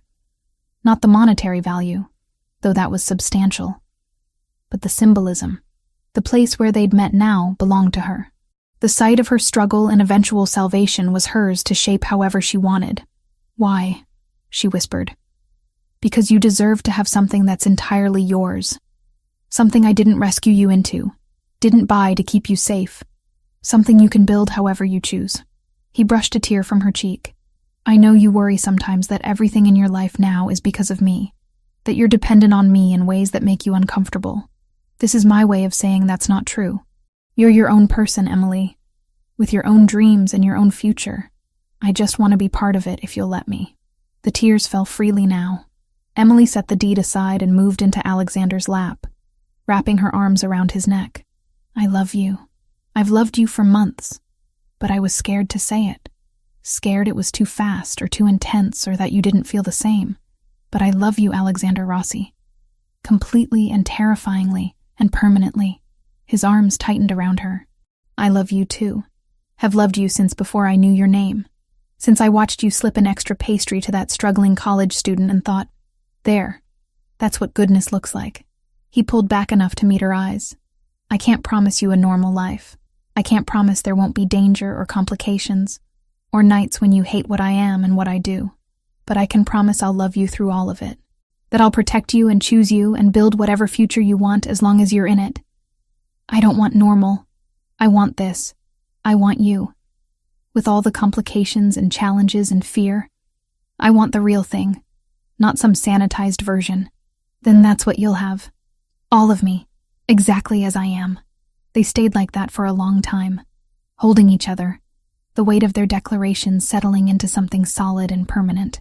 The future stretched ahead, uncertain in its details but certain in its foundation. They'd face whatever came together. Eventually, they moved to the terrace. The same terrace where they'd first really connected 6 months ago, where Emily had found Alexander at 3 a.m, and they'd sat in companionable silence while the city hummed below them. The view hadn't changed. Boston spread out in all directions, lights twinkling like stars, the harbor dark and vast beyond. But everything else had transformed. Emily was no longer the desperate woman drowning in impossible choices. Alexander was no longer the isolated man carrying his burdens alone. They'd found each other in the chaos and built something real from the wreckage. "What are you thinking?" Alexander asked, his arm around her waist as they looked out at the city. "That a year ago, I thought my life was over, that I'd made choices that would destroy everything. And instead, those choices led me here, to you, to this life I never could have imagined. Do you regret any of it? Even the scary parts?" Emily considered that seriously. The terror of the break-in, the weight of owing money to criminals, the violence she'd witnessed in Alexander's world, the constant low-level fear that came with loving someone who lived perpetually in danger. "No," she said finally, "I don't regret any of it, because it was all necessary to get here, to find you, to become who I am now." "And who are you now?" "Someone stronger, someone who knows what she wants and isn't afraid to reach for it. Someone who understands that safety and love sometimes look different than we expect them to." She turned to face him fully. "I'm yours, Alexander, and you're mine. That's who we are now." He kissed her then, soft and deep and full of promise. When they broke apart, he rested his forehead against hers. "Happy birthday, Emily Grant. Thank you for choosing me, for seeing past what I am to who I want to be, for giving me something worth protecting beyond duty and obligation. Thank you for saving me, for seeing me when I was invisible, for giving me back my life and my future." She smiled. "And for the cafe. That was either the most romantic or most insane gift anyone's ever given me. Both. It's definitely both." They laughed, the sound carrying out over the city, and stayed on that terrace until the night grew cold and the lights began to dim as Boston prepared for dawn. Tomorrow would bring its own challenges. Emily had classes in the evening. Alexander had meetings with associates from New York. Life would continue in all its complicated glory. But right now, wrapped in each other's arms with the city as their witness, they had everything they needed. Love that had survived trauma and fear and the weight of impossible circumstances. Partnership built on honesty and choice and genuine understanding. It wasn't a fairy tale ending. Real life never was. But it was their ending, their beginning, their middle. Everything they'd fought for and chosen and built together from the ashes of who they'd been before. And standing there in the darkness before dawn, Emily knew with absolute certainty that she'd do it all again. Every terrifying, impossible, beautiful moment. Because it had led her here. To him. To home. The city stretched below them, full of danger and possibility and everything in between. But up here, safe in Alexander's arms with her future spread out like stars, Emily had never felt more certain of anything. They'd found each other in the darkness, and together, they'd face whatever came next.